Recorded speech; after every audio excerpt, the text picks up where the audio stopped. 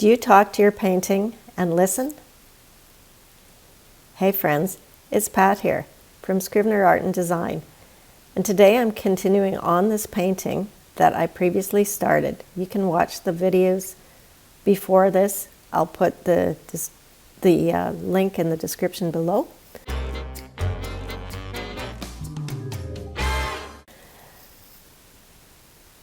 So what happened with this painting is that I've been building up layer upon layer and writing into it my thoughts, my feelings, some bigger words.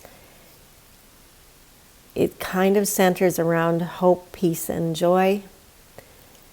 And I just had this feeling that there was more to it than just being an abstract that I was planning on painting.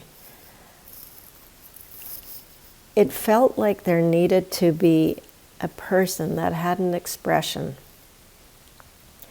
So I went on a hunt for an image and found the image of this gal, which just seemed to speak to me and to my painting. So I have drawn it in and I'm starting to paint it here. You can watch it develop. I am using the photo reference in black and white just to get the values.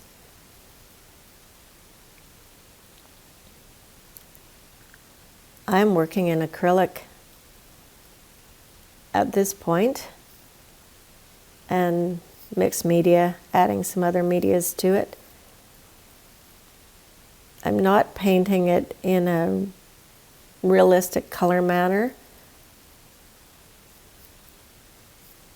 but trying to capture her expression because I really believe she says what I'm trying to say in this painting.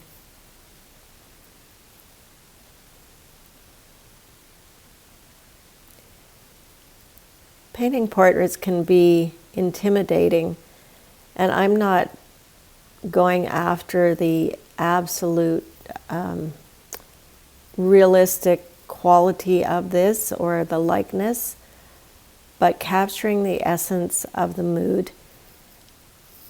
You need to look at the shapes and the values, and if you get those two things right, it's going to come out looking good.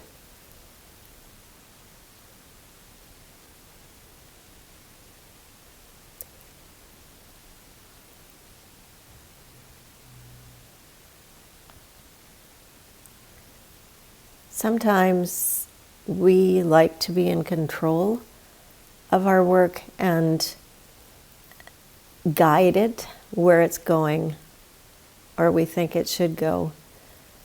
But in my experience, I have found that if I listen to the painting and listen to what's coming up inside me and follow that, it really makes a difference in where my work goes. And I feel that I get much deeper, meaningful work. Something that I couldn't have thought up. It just comes through. I did a lot of writing in this painting with graphite, writing words, thoughts, and feelings. Often I do this journaling into a painting. The words may not be visible or even legible, but they're part of the history of the painting.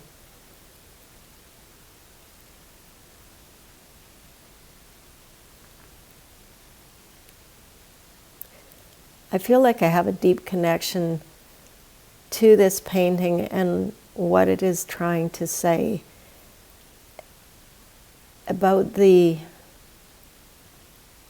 longing for hope, peace, and joy in the world. Right now, the world feels heavy and it's hard to be joyful and to be positive. But today, the sun is shining, the birds are singing, and the flowers are starting to bloom. I take that as a sign.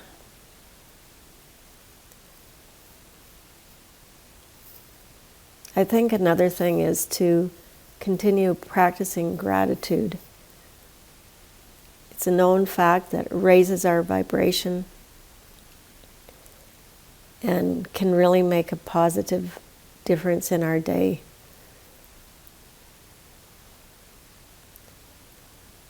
Even if the world feels heavy, I know I have so much to be grateful for in my life, and I have to keep that at the forefront and not get bogged down. I try hard to not get caught up in the news and not get caught up in social media. I try and stay in a very joyful space in my soul. I do things like EFT tapping, meditating, walking in nature, balancing my chakras, lighting a candle, having my salt lamp on, all things that bring me comfort and calmness. And of course, the practice of art. I don't wait for the mood to strike. I do show up and paint. It might not always be good, but it's a spiritual practice for me where it takes me deep inside myself. So you can see that my gal is developing here, and she's really coming forward.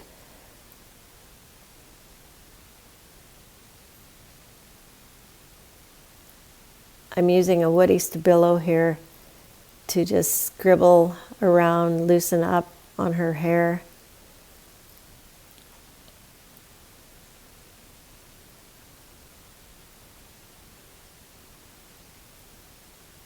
Using some different colors. There's so many media that works well when you're doing mixed media. So I like the woody stabilos, the Caran d'Ache crayons, watercolor crayons, graphite sticks. I'm using some graphite to do some outlining.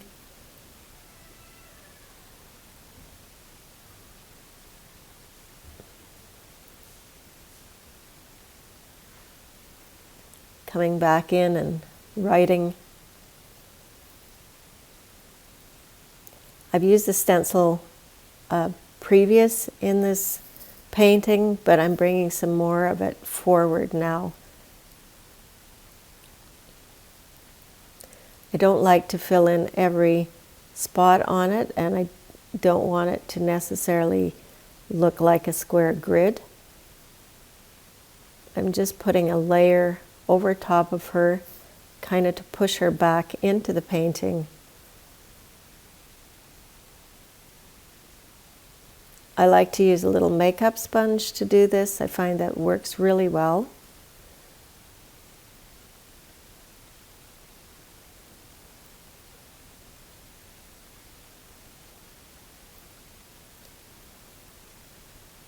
After I thought about it, I've decided to put some over her eye.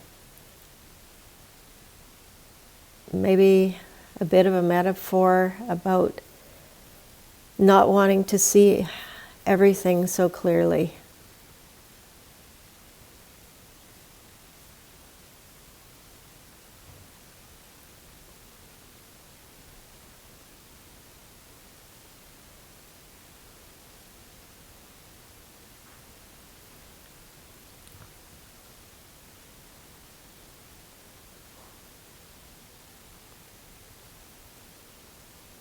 to just coming back in and making some adjustments on her shoulder here.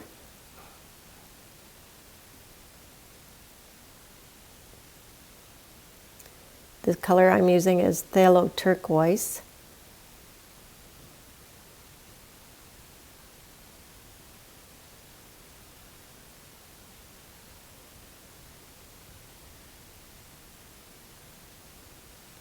I've also used quinacridone nickel gold in her hair.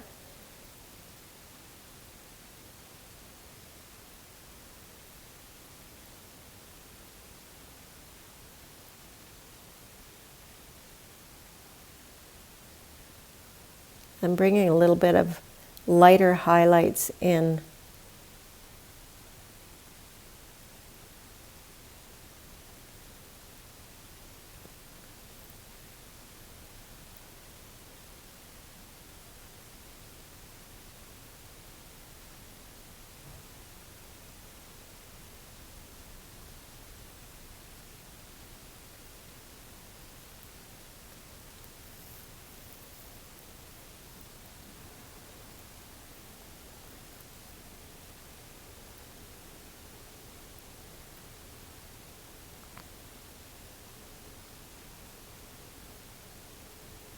It's a little bit more finessing on the face, and I don't want to overwork this.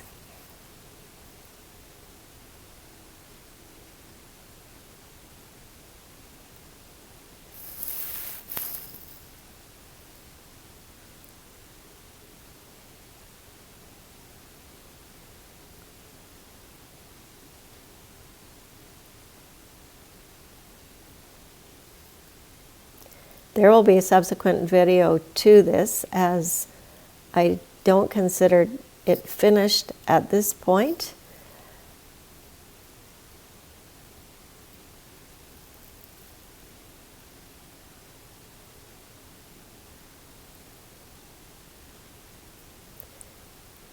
If you're enjoying my videos and you haven't yet, please consider subscribing. Share my video with a friend. That can really help spread the video to more people and help me grow my channel. And you can always support me by making a contribution to buy me a coffee. I'm going to leave this at this point now and come back with another video later. Thanks for watching.